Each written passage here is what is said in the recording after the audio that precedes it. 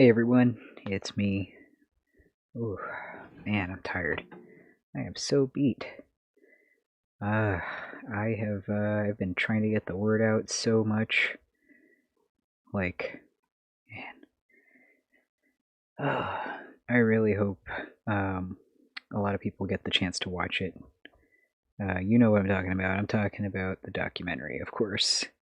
That's why I decided I was gonna stream every day except for yesterday. Yesterday I posted a nice happy, well, it looked happy. It was actually quite a disaster, but I posted a cute little video of the snow that wreaked havoc all over Texas, and the cute dogs playing in it, and those dogs. Those are the dogs, by the way, that you hear barking sometimes in the background.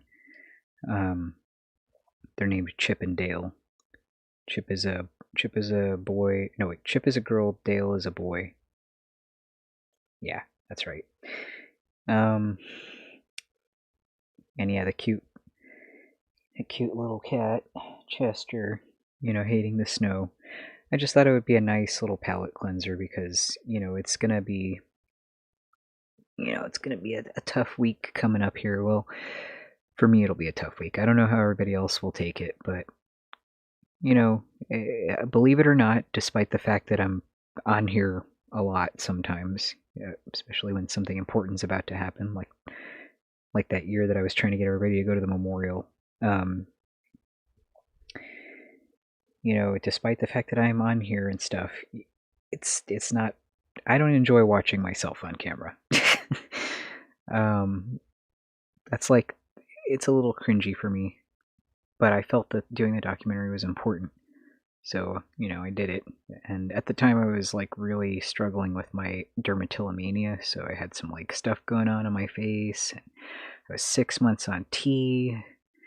I was having a hard time crying because of that, so I don't think I even cried in the documentary, which is probably going to come across as weird, but I hope not.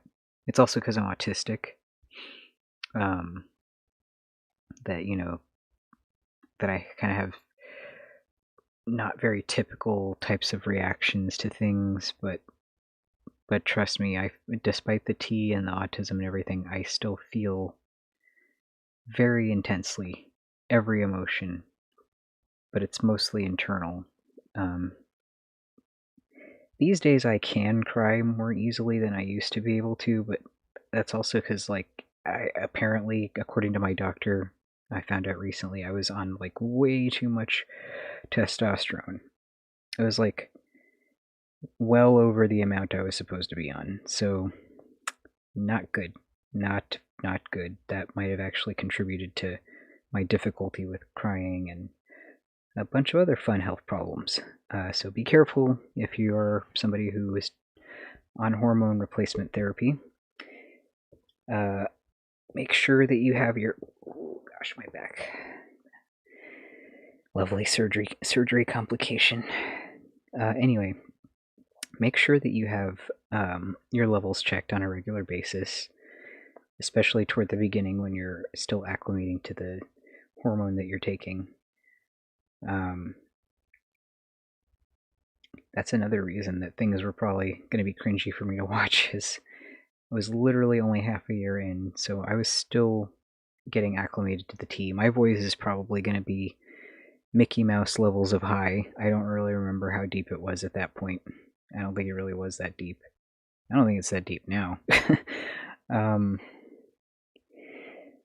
it's so weird because when I go back and watch my old videos pre-T, like my voice does seem very different. It seems a lot higher back then. But then I hear myself like, on more recent stuff, and I'm like, why do I still have such a high voice? What is this? I mean, out in public, I'm passing as male pretty regularly. I don't. It's like not super frequent anymore that anybody mistakes me for being anything other than male. So, I don't know.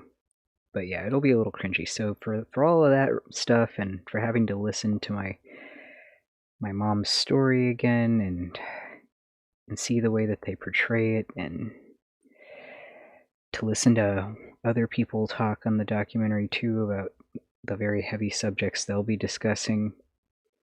It's going to be a rough week. And of course they put it right in the middle of the week. So that's lovely. But hey, it's going to be good.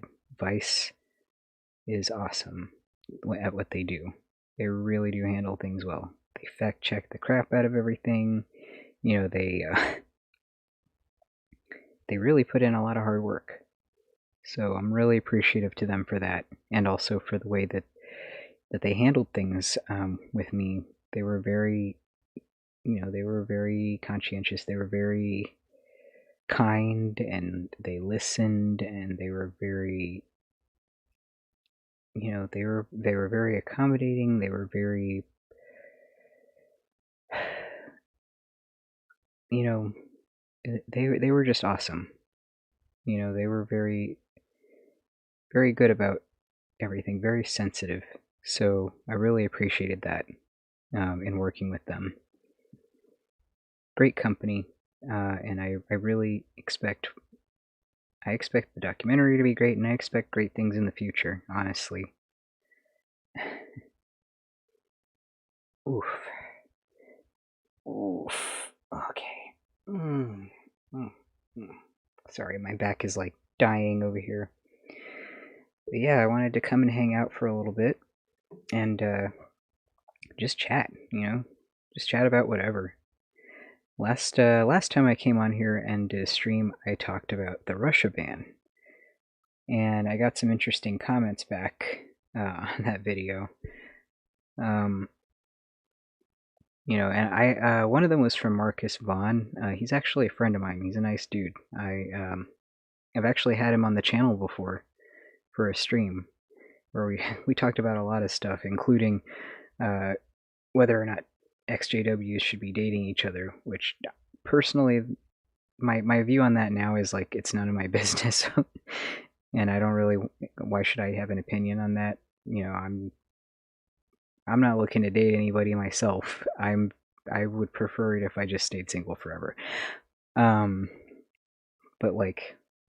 But we were talking about it, and back then we were saying, like, it's probably not the best idea, because you want to have all your stuff sorted out as much as possible. Like, nobody's perfect, and nobody, like, if you're an ex-cult member, you're probably going to have some lifelong stuff to deal with. But like, it's really better if you're at least both in a place where you're healed enough to function pretty well before you start a relationship with somebody, especially another Ex-JW. But I can totally see why that would be appealing, because they get you. They've been through a lot of the same stuff as you. They understand you and all that. So that's cool. Just like I said, just even back then, I think I said this, just be careful, but yeah, the Russia ban conversation. Yeah, like I said, he left some comments, well, a comment, and then I replied to it, and I think he kind of misunderstood some of the stuff I was saying, so I ended up just messaging him personally, and we had a good conversation. He's got a lot of interesting thoughts. If you don't watch Marcus's channel, if you haven't checked it out yet, he's been around for a while. I recommend it. I mean, it's, he has some interesting viewpoints on things. He has a lot to say, that's for sure. Ow. Oh, my back. Ooh. Oh gosh, this back. My back does not like me leaning forward right now for whatever reason, so if I look really goofy doing this, I'm sorry. Yeah, I'm having a time. Oh, I don't know why it doesn't like me leaning forward, but I'm not pleased about this. Sorry, I didn't mean for this to turn into the Watch Asher Scream and Moan in Pain channel or video or whatever. Oh, the Asher Hurts show. But yeah. So I don't know. I got some, like I said, I got some interesting comments. I got some comments that were pretty good at summing up how I feel about the whole thing. I mean, I mean, like I said, I have no problems with the idea, the concept of getting rid of the Jehovah's Witness cult, the Watchtower organization. It's just that I had some issues with the way things were being implemented in Russia. Um, but ultimately, yeah, of course, I don't want the cult around. I want any reasonable, non-harmful, or at least very minimally harmful, like policies that will make this a possibility. But somebody did say, what did they say? That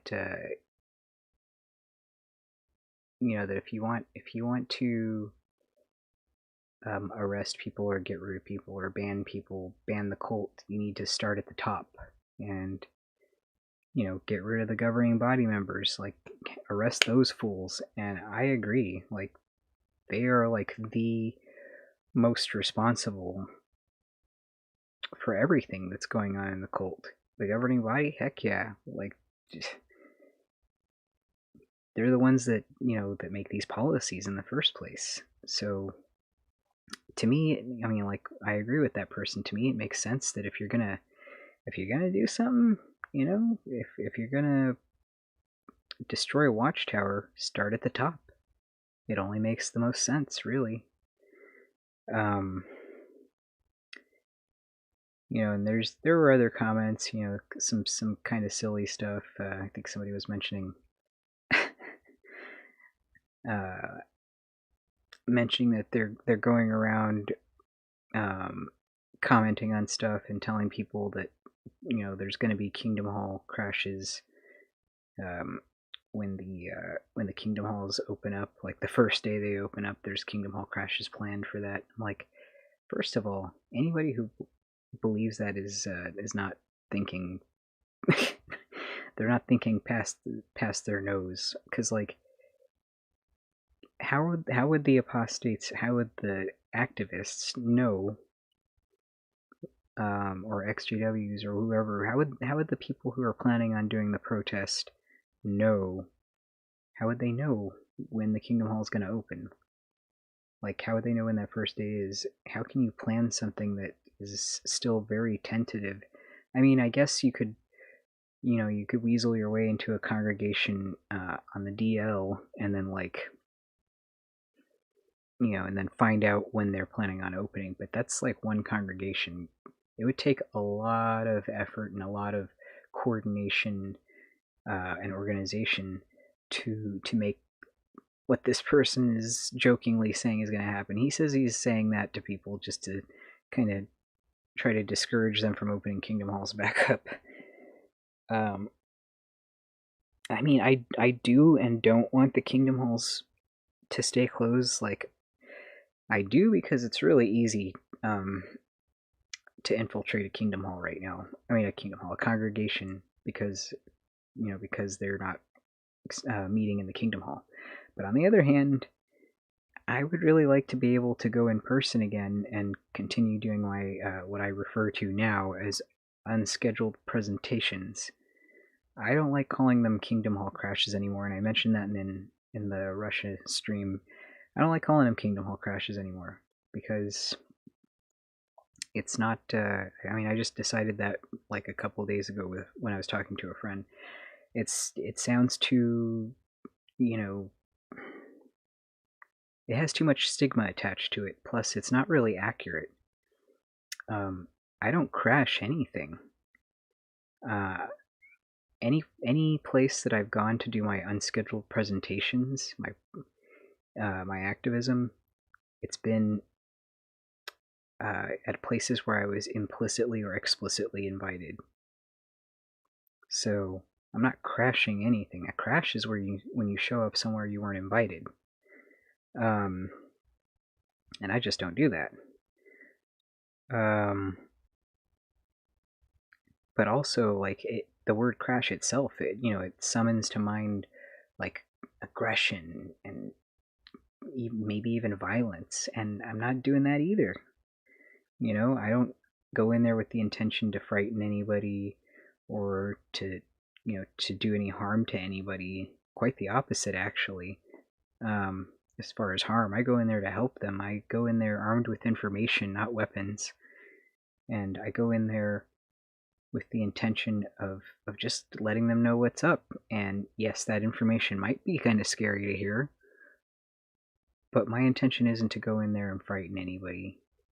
So, and I suck at yelling, okay? I suck at projecting my voice.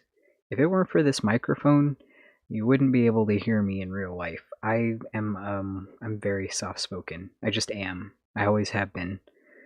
And when I yell, it doesn't sound like yelling in real life. So I really have to I have to go for it when I'm doing those unscheduled presentations, and it looks like I'm yelling when I'm really not. You can barely hear me. I'm like barely audible. Keep in mind, I'm trying to project my voice enough to where everybody in the Kingdom Hall can hear me. And just think about this. Go back to when you were in the Kingdom Hall sitting at the meeting, and then a brother passes another brother a mic to answer in the meeting, right? And he's talking and talking and talking, and then all of a sudden the mic cuts out because the mic is faulty or something. And remember how it goes from being very clearly audible to everybody, including all the way back in the bathrooms and in the library and all that crap. It goes from being super audible to all of a sudden you can barely hear them. They're super muted. And you have to kind of crane your neck to be able to hear them. Yeah, like that. It's rough. So just think about that. Think about how inaudible things become when you don't have a microphone. That's what I have to deal with. And I'm soft-spoken. So if it looks like I'm brutally yelling at these people, I promise you I'm not. And the only reason you can hear me well is because I'm holding my phone recording. The phone is next to me, the microphone is close enough to pick up my voice and what I'm saying pretty audibly, yelling or not yelling. Yeah.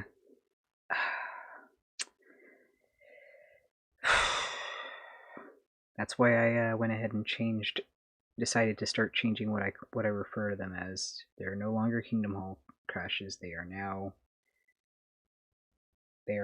unscheduled presentations, or just activism, or protests even. Protests are fine. But calling them Kingdom Hall crashes, it's stigmatizing, and it's right up there with labeling us as aggressive apostates. We're not aggressive. Aggressive activism. Oh my goodness. Yeah, no, I don't think so. And if you go back to my earlier crashes, you'll see that I was people used to not insult me, they would complain to me and criticize me for being too polite. So yeah, it's not anywhere near as aggressive as the terminology that people use would have you believe. Anyway, don't forget don't forget on Wednesday night at 9 p.m. Eastern, 8 p.m. Central on Vice TV to watch.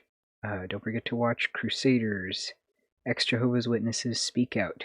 It's part of the Vice Versa series, and I am in it, and so are a lot of other people, and we are talking about Jehovah's Witnesses and not so great stuff that happened in the organization, and super horrible stuff that happened to people that were part of the organization,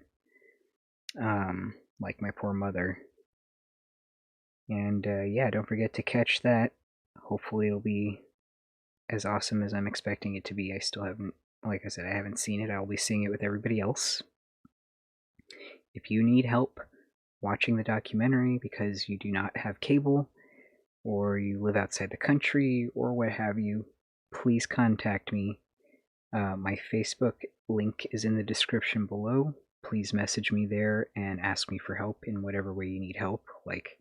if you just need help figuring out how to, how to navigate to a certain web page so you can sign up for a streaming service because you don't have cable and you want to watch it live, or if you need help figuring out how you can watch it after it's aired, so you can watch it at your leisure, hit me up, please. I would be more than happy to help you get a chance to watch this, because I think everybody should who wishes to do so. And I left a link in the description of this stream. I left a link for the Vice website. It has like this little page where you can type in your zip code and then select your cable provider, and then it'll show you it'll show you the number of the channel that Vice is on for your cable provider in your area. So please take advantage of that if you do have cable and you're still not sure which channel is Vice. It's in the description. The trailer is also in the description if you'd like to watch that again, or if you just want to send it around to somebody. Like if you want to link it to somebody so they can check it out. Trailer's in the description. What else did I put in the description? What did I put in the description? I put a lot of stuff in the description, so I'm like, I already forgot what I put in the description. Let me see here. Oops, wrong thing, of course. Okay, well, I don't remember what I put in the description, so that's good. One hot second. There we go. Okay. Yeah, I put the trailer in there. The link to the trailer is there. The link to find Vice TV on your channel, on your cable provider is there. My Facebook page link is there. And my Instagram link is there, just in case you want to follow that. I don't really post on Instagram. I will be posting tomorrow so that I can promote the documentary, so I can spread awareness of that. I will probably be live on Instagram. I'm not sure how that's going to work out. I'll figure it out. I don't think I've ever streamed live on Instagram, but I'm going to give it a shot. And I'll also post, I think, like a graphic or something, like a picture. So that'll be fun. Yeah. My Instagram is pretty boring, though, otherwise. I'm not even gonna lie. I mean, it's got, like, Chester pictures and some other crap, I guess. I think probably some dorky pictures of me from ages ago. I really have not posted to Instagram in a long time, but I'm gonna have to. And keep an eye on my YouTube's Facebook page, the one that's linked in the description. Not just to be able to contact me if you need to, but also because I'm gonna be, posting stuff there. I just did a stream on there earlier today to let people know about the documentary, and I shared that stream in a couple of places. So yeah, there's all the info that you need if you need it. And let's see here. One last time, just for the heck of it, I guess, I'm gonna go ahead and play the documentary. And this should be slightly better than all the other times I played it, because I usually just pop open the website and play it from there and do dumb things like leave my face and the chat on top of it. But here you go. I'm going to do it without any of that stuff distracting you. Oops. Alright. Oops, here we go. I was baptized into the Jehovah's Witness religion when I was 15 years old, and I never questioned it. I liked not being one of the masses who weren't enlightened. I felt that I had won the lottery. I was born into the only true religion. I just wanted to know truth. I wanted to know what was real. Everything I had been taught was false. There were adults in the congregation that knew about the abuse. So much hidden documentation of child abuse that Watchtower does not want the public to know about. I myself have been through a ton of abuse. The problem of sexual abuse in the Jehovah's Witness organization is much, much more significant than in the Catholic Church. The dirty little secrets are well kept. Vice Versa presents Crusaders, Ex-Jehovah's Witnesses Speak Out.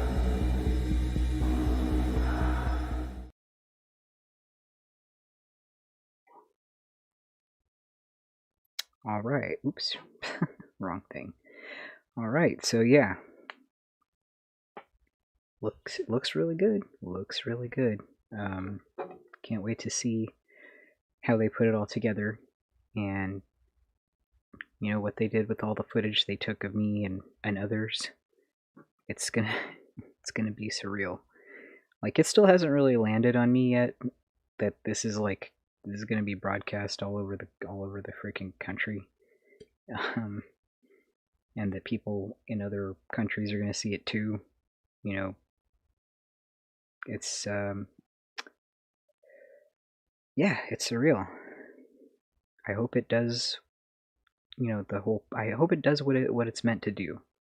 I hope it raises the awareness that it's meant to raise, because that is the whole reason that I participated in the first place. Is because I thought, you know, I can do all the activism I do on a daily basis, where I talk to Lyft drivers, Uber drivers, people at restaurants and stores and stuff, trying to raise awareness that way. I can do that, and I can do my, you know, YouTube channel, and I can do my unscheduled presentations, but those can only reach so far. This will have a slightly bigger audience. I say slightly, but I mean it's gonna have a much bigger audience.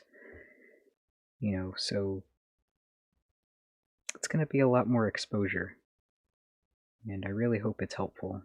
I hope my mother's story helps somebody out there, and as much as I can't know how she would feel for sure, I still hope that if she somehow were able to know about this, that she would be proud of me. And if not proud of me, that she would at the very least understand why I felt I had to do it. That it was out of love and concern and respect for her story, respect for her life and what she went through. But yeah, that's all I have for tonight. I hope everybody's doing well. I'm gonna go relax a little bit before I knock out. I'll be back tomorrow. Like I said, I'm gonna try to stream every day, except for yesterday. Yesterday was my break. I'm gonna try to stream every day until the documentary comes out. So I got tomorrow as well to stream, and then Wednesday there will not be a stream, but I will be posting. I will be posting the video of the unscheduled presentation, the Kingdom Hall protest that I did in the documentary. I'll post the whole video of that. It'll be scheduled to show up right after the documentary finishes, so come back and tune in for that if you want to see that. Because I have no idea how much of it that they used in the documentary, but I did see the clip of it in the trailer, so that means they must have used some of it, right? So anyway, I hope you're all doing well, and I hope that you all continue to be well. Please take care of yourselves and each other. You have a good night.